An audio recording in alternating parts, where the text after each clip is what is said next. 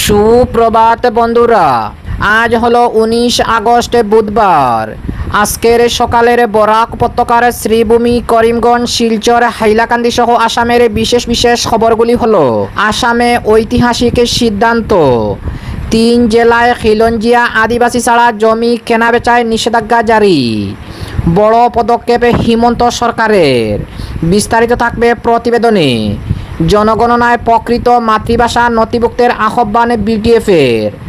শিলচরে তারাপুরে ট্রেনে কাটা পড়ে যুবকের মৃত্যু। শিলচরে 3 গুরুত্বপূর্ণ সড়ক প্রকল্পে গতি আনতে মন্ত্রী কৌশিক রায়ের কড়া নির্দেশ।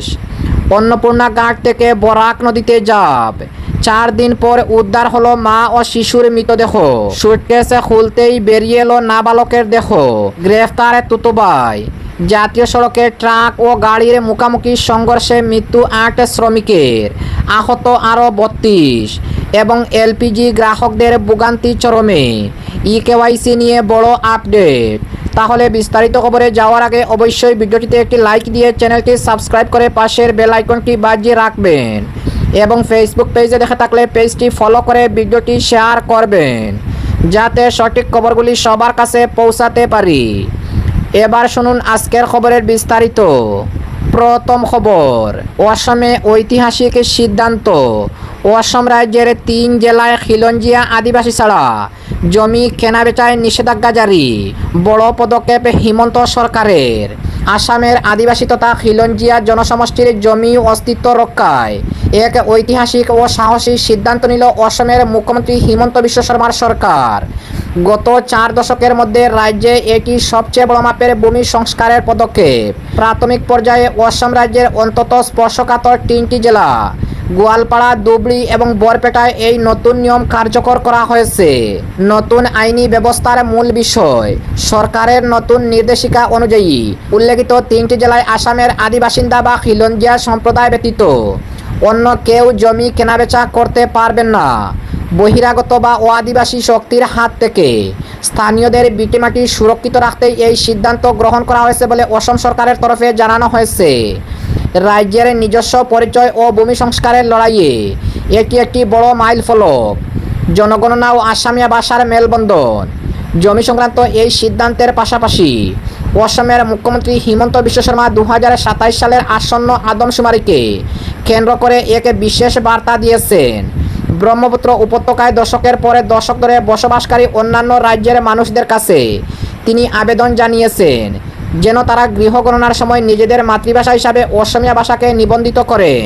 গৌহাটির লোকসভা ভবনে এক বিবৃতিতে অসমের মুখ্যমন্ত্রী উল্লেখ করেন, অসমীয়া ভাষা হল রাজ্যের বিভিন্ন আদিবাসী সম্প্রদায়ের মধ্যে সংযোগকারী মূল সেতুবন্ধন। তার মতে, আমি যদি বড়, মিসিং বা রাভা সম্প্রদায়ের মানুষের সাথে কথা বলি তবে অসমীয়া ভাষাতেই বলবো। তিনি স্পষ্ট করেন, এই আবেদনটি বরাক উপত্যকা বা নিজস্ব ভাষা থাকা আদিবাসী সম্প্রদায়ের জন্য নয়, বরং নিম্ন আসামের যেসব অঞ্চলে নানা ভাষাভাষী মানুষ দীর্ঘদিন ধরে বাস করেছেন তাদের জন্য এই আহ্বান। কেন এই বিশেষ পদক্ষেপ? মুখ্যমন্ত্রী হিমন্ত বিশ্ব শর্মার মতে, যোরহাটের মতো যেসব জেলায় অসমীয়াভাষীর সংখ্যা স্বাভাবিকভাবেই বেশি সেখানে এই আইনের প্রয়োজন নেই।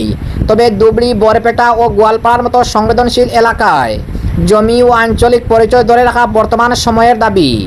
অবশ্য তিনি নিশ্চিত করেছেন, আদমশুমারিতে অসমীয়াকে মাতৃভাষা হিসাবে নথিভুক্ত করার বিষয়টি সম্পূর্ণ স্বেচ্ছামূলক। রাজনৈতিক ও সামাজিক বিশ্লেষকদের মতে আসাম সরকারের এই জোড়া সিদ্ধান্তে অসম রাজ্যের ভূমি ও সাংস্কৃতিক ঐতিহ্য রক্ষায় এটি অত্যন্ত তাৎপর্যপূর্ণ ও প্রশাসনিক মুড। অপরদিকে জনগণনায় প্রকৃত মাতৃভাষা নথিভুক্তের আহ্বান বিডিএফের। কোনো রাজনৈতিক দল, সামাজিক সংগঠন, নেতা বা প্রভাবশালী ব্যক্তির বক্তব্য কিংবা প্ররোচনায় প্রভাবিত না হয়ে আসন্ন জনগণনায় অর্থাৎ সেন্সাসে প্রত্যেক নাগরিককে নিজের প্রকৃত মাতৃভাষা নির্ভয়ে নথিভুক্ত করার আহ্বান জানালো বরাক ডেমোক্রেটিক ফ্রন্ট অর্থাৎ বিডিএফ। এক প্রেস বিবৃতিতে বিডিএফ মিডিয়া সেলের আহ্বায়ক জয়দীপ ভট্টাচার্য বলেন, সারা দেশের সঙ্গে অসমেও জনগণনার প্রক্রিয়া শুরু হয়েছে। আগামী দিনে গণনাকারীরা বাড়ি বাড়ি গিয়ে নাগরিকদের কাছ থেকে বিভিন্ন তথ্য সংগ্রহ করবেন।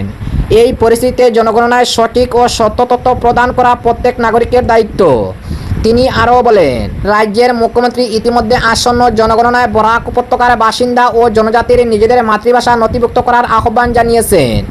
মুখ্যমন্ত্রীর এই বক্তব্যকে স্বাগত জানিয়ে বিজিএফের পক্ষ থেকে তাকে ধন্যবাদ জানান জয়দীপ। বিজিএফের বক্তব্য, জনগণনা দেশের মানুষের আর্থিক, সামাজিক, ভাষিক ও জাতিগত বৈশিষ্ট্য সম্পর্কে গুরুত্বপূর্ণ তথ্য ভাণ্ডার তৈরি করে। এই তথ্যের ভিত্তিতে সরকারের ভবিষ্যতে স্বল্পমেয়াদী ও দীর্ঘমেয়াদী পরিকল্পনা নির্ধারিত হয়।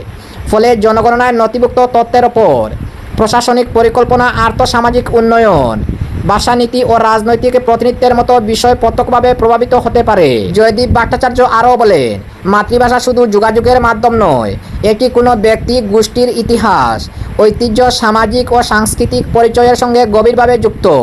তাই কোনো প্ররোচনায় নিজের প্রকৃত মাতৃভাষার পরিবর্তে অন্য ভাষা নথিভুক্ত করা হলে তার দীর্ঘমেয়াদী নেতিবাচক প্রভাব বর্তমান ও ভবিষ্যতে প্রজন্মকে বহন করতে হতে পারে।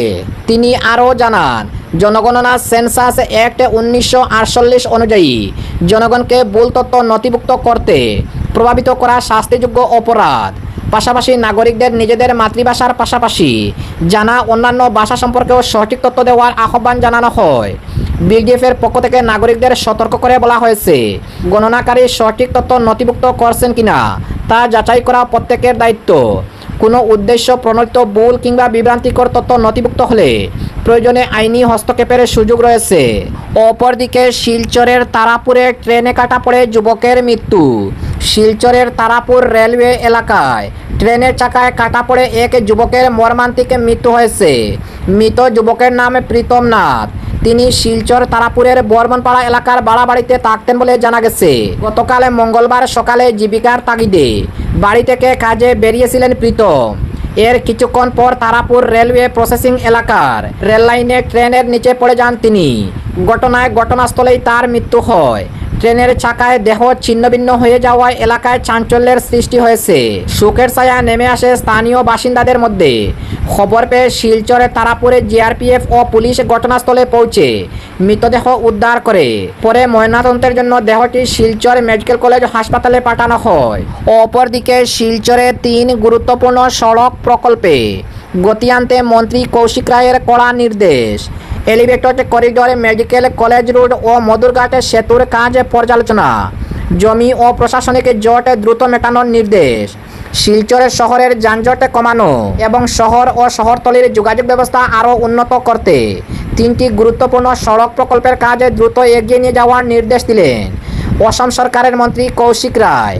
মঙ্গলবার শিলচর কাছাড় জেলা আয়ুক্তের কার্যালয়ে অনুষ্ঠিত উচ্চ পর্যায়ের পর্যালোচনা বৈঠকে প্রকল্পগুলির অগ্রগতি হতে দেখেন তিনি। বৈঠকে রাঙ্গিরখাড়ি থেকে ট্রাঙ্ক রোড পর্যন্ত প্রস্তাবিত শিলচর এলিভেটেড করিডোর, বীরবল বাজার থেকে শিলচর মেডিকেল কলেজ ও হাসপাতালের সংযোগকারী সড়ক এবং মালুগ্রামে দুধপাতিল সংযোগকারী মধুরঘাট ও গান্ধীঘাটের সেতুর কাজ নিয়ে বিস্তারিত আলোচনা করা হয়। বৈঠকে রাজ্যসভার সাংসদ কনাদ পুরকায়স্থ ও সুস্মিতা দেব, শিলচরের বিধায়কের ডক্টর রাজদীপ রায়, উদারবন্দের বিধায়কের রাজদীপ গোয়ালা, কাছাড়ের জেলা আয়ুক্ত রাহুল কুমার গুপ্তা, পুলিশ সুপার পার্থপ্রতিম দাস, শিলচর পুর নিগমের আয়ুক্ত অঙ্কুর দাস সহ NHIDCL, পূর্ত ও রাজস্ব সংশ্লিষ্ট দপ্তরের আধিকারিকরা উপস্থিত ছিলেন। বিশেষ করে বীরবল বাজার মেডিকেল কলেজ সংযোগকারী সড়কের ক্ষেত্রে জমি অধিগ্রহণ সংক্রান্ত বকেয়া সমস্যাগুলি দ্রুত নিষ্পত্তির উপর জোর দেন মন্ত্রী কৌশিক রায়। বিভিন্ন দপ্তরের মধ্যে সমন্বয়ের অভাবে যাতে প্রকল্পের কাজে বিলম্ব না হয় সে বিষয়ে আধিকারিকদের সতর্ক করেন তিনি। অপরদিকে অন্নপূর্ণা ঘাট থেকে বরাক নদীতে ঝাঁপ, 4 দিন পর উদ্ধার মা ও শিশুর মৃতদেহ। শিলচরের অন্নপূর্ণা ঘাট থেকে 4 বছরের সন্তানকে কোমরে বেঁধে বরাক নদীতে ঝাঁপ দেওয়া গৃহবধূ ও তার শিশু সন্তানের মরদেহ 4 দিন পর উদ্ধার হয়েছে। গতকাল মঙ্গলবার কাছাড় জেলার কাটিগড়া এলাকায় গণিরগ্রাম বাজার সংলগ্ন বরাক নদী থেকে মা ও শিশুর মরদেহ উদ্ধারের ঘটনায় এলাকায় চাঞ্চল্যের সৃষ্টি হয়েছে। জানা গেছে, গত শুক্রবার দুধপাতিল বাগান এলাকার বাসিন্দা দিয়া আকুলা নামে ওই গৃহবধূ 4 বছরের শিশু সন্তানকে কোমরে বেঁধে অন্নপূর্ণা ঘাটের সেতু থেকে বরাক নদীতে ঝাঁপ দেন বলে অভিযোগ। ঘটনার পর SDRF-এর পক্ষ থেকে নদীতে ব্যাপক তল্লাশি অভিযান শুরু করা হয়। তবে প্রথম দিকে মা ও শিশুর কোনো সন্ধান মেলেনি। অবশেষে গতকাল মঙ্গলবার গণিরগ্রাম বাজার সংলগ্ন বরাক নদীতে স্থানীয় কয়েকজন বাসিন্দা একটি মরদেহ ভাসতে দেখেন। পরে কাছে গিয়ে তারা দেখতে পান ওই মহিলার কোমরে শিশুটিকে বাঁধা অবস্থায় রয়েছে।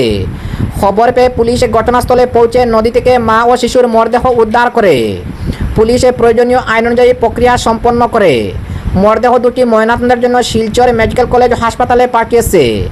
এই মর্মান্তিক ঘটনায় এলাকায় শোকের ছায়া নেমে এসেছে। 4 বছরের শিশুকে সঙ্গে নিয়ে ওই গৃহবধূ কেন এমন চরম সিদ্ধান্ত বেছে নিলেন তার কারণ খতিয়ে দেখতে তদন্ত শুরু করেছে পুলিশ।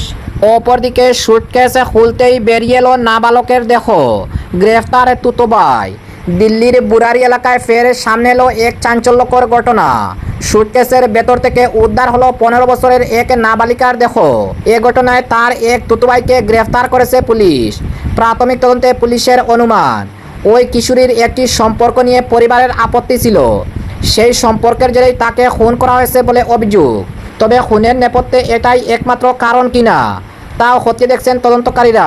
ঘটনাটি প্রকাশ্যে আসে সোমবার। পুলিশ সূত্রে জানা গিয়েছে এক ব্যক্তিকে সন্দেহজনকভাবে সুটকেস নিয়ে যেতে এবং পরে সুটকেস ছাড়াই ফিরে আসতে দেখে এক ব্যক্তির সন্দেহ হয়। জানা যায় অভিযুক্ত ব্যক্তি তার এক বন্ধুর কাছ থেকে মোটর বাইক নিয়ে বেরিয়েছিলেন। তার সঙ্গে ছিল একটি সুটকেস। পরে যখন তিনি ফিরে আসেন তখন তার সঙ্গে আর সুটকেস ছিল না। বিষয়টি পুলিশকে জানানো হতেই সামনে আসে আসল ঘটনা। এরপরে বিশেষ পুলিশের দলের সদস্যরা অভিযুক্তকে গতিবিধির উপর নজরদারি শুরু করেন। উত্তর দিল্লির মুকুন্দাপুরের বাসিন্দা অবিনাশ নামে ওই ব্যক্তিকে প্রথমে আটক করে জিজ্ঞাসাবাদ করা হয়। পুলিশের দাবি জেরার মুখে তার দূর সম্পর্কের আত্মীয়কে খুনের কথা স্বীকার করেন এবং তার দেহ কোথায় রাখা হয়েছে সে জায়গাটিও দেখিয়ে দেন। অভিযুক্তের দেওয়া তথ্যের ভিত্তিতে পুলিশ বুরারির অজিত বিহার এলাকায় পৌঁছে সেখান থেকেই উদ্ধার হয় এই সুটকেসটি। তার ভেতরে ছিল ওই 15 বছরের কিশোরীর দেহ। পুলিশে দেহটি উদ্ধার করে ময়নাতদন্তের জন্য পাঠিয়েছে। পুলিশের প্রাথমিক তদন্ত অনুযায়ী কিশোরী সম্প্রতি বিহার থেকে দিল্লিতে এসেছিলেন। পরিবারের তরফে তাকে এক যুবকের সঙ্গে যোগাযোগ না রাখার জন্য চাপ দেওয়া হয়েছিল। তদন্তকারীদের কাছে দাবি করেছেন ওই অভিযুক্ত। পুলিশ সূত্রের খবর ওই যুবকের সঙ্গে কিশোরীটির সম্পর্ক ছিল এবং পরিবার সে সম্পর্কের বিরোধিতা করেছিল। পরিবারের সদস্যরা অবিনাশকে কিশোরীর উপরে নজর রাখার দায়িত্ব দিয়েছিলেন বলে অভিযোগ। অপরদিকে জাতীয় সড়কে ট্রাক ও গাড়ির মুখোমুখি সংঘর্ষে মৃত্যু 8 শ্রমিকের, আহত 32। জাতীয় সড়কে ভয়াবহ দুর্ঘটনায় 8 জন শ্রমিকের মৃত্যুর ঘটনায় চাঞ্চল্য ছড়িয়েছে। আহত হয়েছেন অন্তত 32 জন। সোমবার গভীর রাতে ঘটনাটি ঘটছে মধ্যপ্রদেশের বিঞ্জ জেলায় বিঞ্জ গোয়ালিয়র জাতীয় সড়কে। জানা গিয়েছে দ্রুতগতিতে ছুটে আসা একটি ট্রাকের সঙ্গে একটি গাড়ির মুখোমুখি সংঘর্ষ হয়। তাতেই মৃত্যু হয়েছে ওই গাড়িতে থাকা 8 জন শ্রমিকের। সূত্রের খবর উত্তরপ্রদেশের লাকিমপুর খেরি এলাকার বাসিন্দা ওই শ্রমিকরা গোয়ালিয়রে চাষের কাজ করতে গিয়েছিলেন। কাজ সেরে তারা একটি গাড়ি করে গোয়ালিয়র থেকে উত্তরপ্রদেশের নিজেদের বাড়িতে ফিরেছিলেন। সে সময় জাতীয় সড়কে এই ভয়ঙ্কর দুর্ঘটনাটি ঘটে। জানা গেছে রাতের রাস্তার পাশে এক পাল গবাদি পশু বসেছিল। দ্রুতগতিতে যাওয়ার সময় ওইসবে গবাদি পশুকে বাঁচাতে গিয়ে নিয়ন্ত্রণ হারান শ্রমিকদের গাড়ির চালক। আর কিছুটা এগিয়ে গিয়ে উল্টো দিক থেকে ছুটে আসা একটি ট্রাকে ধাক্কা মারে গাড়িটি। দুর্ঘটনার তীব্রতায় দুমড়ে মুচড়ে যায় গাড়িটি। ঘটনাস্থলে ছুটে আসেন স্থানীয় বাসিন্দারা, তারাই পুলিশকে খবর দেন। পুলিশ ঘটনাস্থলে পৌঁছে পুলিশ জানিয়েছে দুর্ঘটনার ফলে ঘটনাস্থলেই মৃত্যু হয়েছে 5 জনের। বাকিদের উদ্ধার করে গুরুতর আহত অবস্থায় হাসপাতালে নিয়ে যাওয়া হয়। হাসপাতালে যাওয়ার পথে মৃত্যু হয় আরও 3 জনের। এ ঘটনায় আরও 32 জন আহত হয়েছেন বলে পুলিশ সূত্রের খবর। এবং আজকের শেষ খবরটি, এলপিজি গ্রাহকদের ভোগান্তি চরমে, ইকেওয়াইসি নিয়ে বড় আপডেট। এলপিজি গ্রাহকদের স্বস্তি দিয়ে রান্নার গ্যাসের ইকেওয়াইসি করার সময়সীমা আগামী 23 আগস্ট পর্যন্ত বাড়ালো তেল সংস্থাগুলি। ইতিপূর্বে 16 আগস্ট পর্যন্ত এই কাজের শেষ দিন ধার্য করা থাকলেও বহু গ্রাহক তা সম্পন্ন করতে পারেননি। মূলত সার্ভারে বিভ্রান্তি, মোবাইল অ্যাপ কাজ না করা এবং গ্যাস এজেন্সিতে দীর্ঘ লাইনের কারণে চরম ভোগান্তির মুখে পড়তে হচ্ছে গ্রাহকদের। তবে সময়সীমা বাড়ানো সত্ত্বেও প্রযুক্তিগত সমস্যার সুরাহা না হওয়ায় সাধারণ মানুষের খুব অব্যাহত। নির্দিষ্ট মেয়াদের মধ্যে ইকেওয়াইসি সম্পন্ন না হলে এলপিজি গ্রাহকদের আর্থিক ক্ষতির মুখে পড়তে হতে পারে। বিশেষজ্ঞদের মতে প্রক্রিয়াটি অসম্পূর্ণ থাকলে সরকারি ভর্তুকি বন্ধ হয়ে বাণিজ্যিক দরে সিলিন্ডার কিনতে হতে পারে। এছাড়া মৃত আত্মীয়দের নামে থাকা এলপিজি গ্যাস কানেকশন আইনি ওয়ারিশদের নামে স্থানান্তরের প্রক্রিয়া নিশ্চিত করতে এই কড়া পদক্ষেপ নেওয়া হয়েছে। ফলে মেয়াদ বাড়লে দ্রুত কাজ শেষ না করলে অতিরিক্ত টাকা খসতে পারে আপনার পকেট থেকে।